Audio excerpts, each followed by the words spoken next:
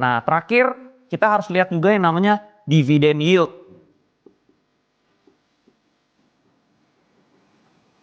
Nah, dividend yield ini kita bandingkan ya kalau misalnya BCA. BCA itu dividen yieldnya 10,75. BRI, sorry ini BNI. Maaf. BNI. BNI dividen yieldnya 10,75.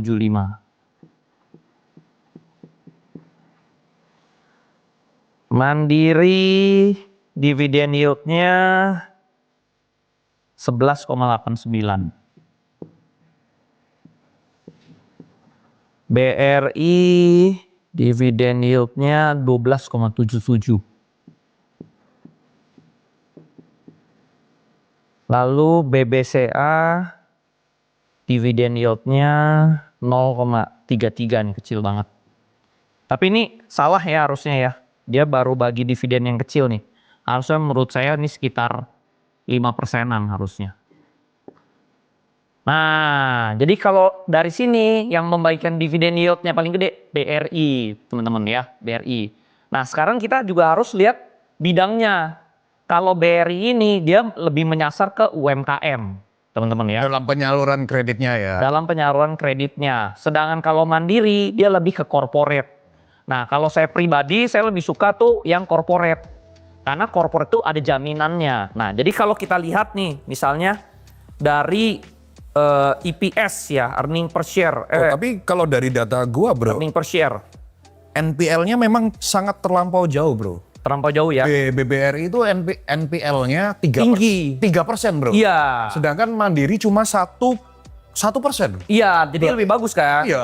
Lebih bagus. Jadi bagi yang nggak tahu NPL itu adalah non performing loan alias kredit macet. Nyangkut. Iya, kredit nyangkut. Yes, betul. Berarti secara bisnis Mandiri memang lebih resilient. Kuat, ya. lebih kuat. Nah, itu sebenarnya bisa dilihat dari tadi yang gue bilang, yaitu earning per share.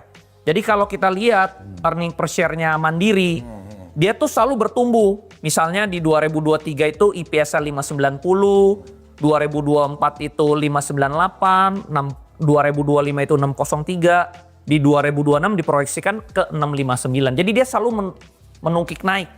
Nah, sedangkan kalau BRI dia ada sedikit menurun seperti itu. Contohnya di 2023-nya dia 397, di 2024-nya dia stagnan.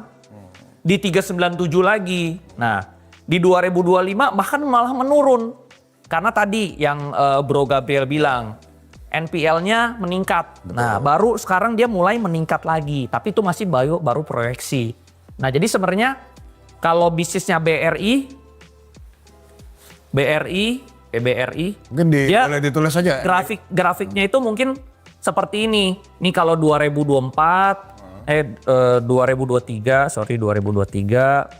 2024, 2025. Ya, ini kalau lihat grafiknya ya, ini berarti di sini 397, ini IPS ya, IPS. Nah, ini kalau lihat grafiknya, berarti BRI itu dia malah menurun. Seperti itu pendapatannya. Pendapatannya nih, ya, pendapatannya menurun dia. Gitu. Ya, dividen dia besar karena harga sahamnya lagi turun, tapi dari segi bisnisnya dia agak slowing dari kredit-kredit itu. Nah, karena kredit ke masyarakat kecil itu UMKM itu sangat berisiko tinggi. Betul. Dan karena tidak ada jaminannya. makanya ada namanya istilah KTA kan, kredit tanpa Betul, betul sekali. Oh, dan ternyata dari data gua BCA juga NPL-nya 1,8. Berarti NPL yang paling bagus adalah BRI.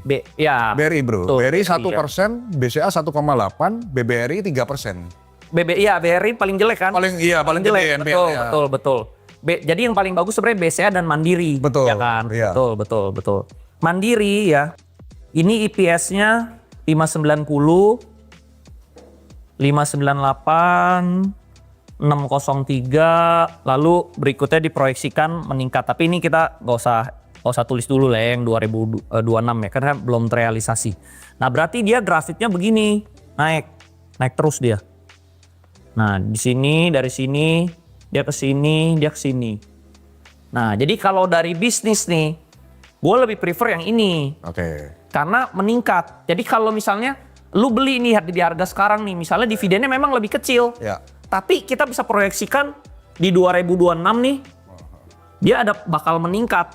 Nah karena memang diproyeksinya di ke 659. Bro, Nah jadi dia kemungkinan peningkat. Nah jadi ini lu beli aja di harga sekarang, ini lu meningkat terus nih.